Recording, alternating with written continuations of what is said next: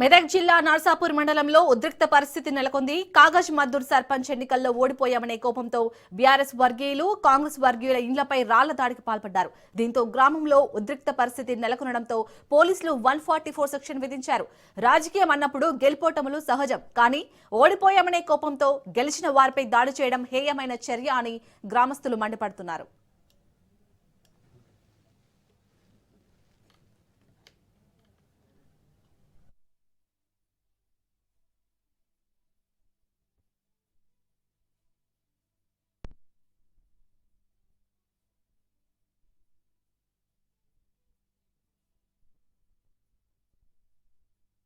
చేస్తున్నారు ఇట్లా ధ్వంసం చేస్తున్నారు అంటే బొగరవి అంటాడు.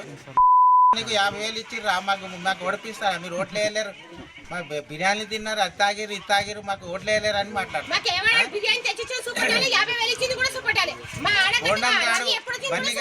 బన్నిగాడు, నందుగాడు, ఇంకా ఈ శ్రీకాంత్ గాడు, మన శ్రీకాంత్ గాడు, వీళ్ళందరూ రాళ్లతో మొత్తం షాప్ అంతా ధ్వంసం చేసిరు. మొత్తం ఇక్కడ కొట్టిరు, మొత్తం కన్ను మొత్తం ఉబ్బిపోయింది.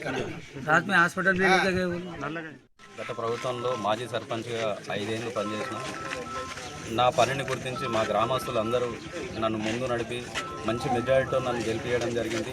ఇక ముందు వాళ్ళకి ఇంతకుముందు ఎట్లా పని చేసినో ఇప్పటికి అట్లనే పనిచేసి పెట్టి గ్రామాన్ని అభివృద్ధి ప్రతంలో నడిపించడానికి నేను ముందుండి నడిపిస్తానని నన్ను గెలిపించిన ప్రజలకు ప్రతి ఒక్కరికి నేను వినిపించుకొని చెప్తున్నాను.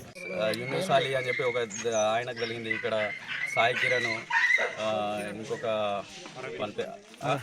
కిట్టు, ఈ ముగ్గురికి దెబ్బలు కలిగింది. మంచి ఊరిని బాగుపడేటట్టు చేయాలి సార్.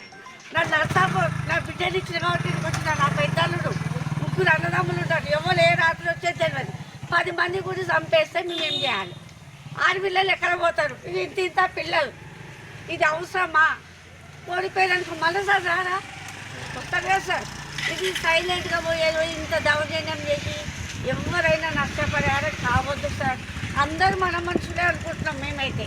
అందరు గలీజ్గా తిట్టిర్రు, పసలు బయటకు వెళ్ళిర్రు, మీ పసలను చంపేస్తాము, బూత్ మాటలు గలీజ్ మాటలు, అవి పోషిస్తాం ఇవి పోషిస్తాం, 10 మసలాలు ఇట్లా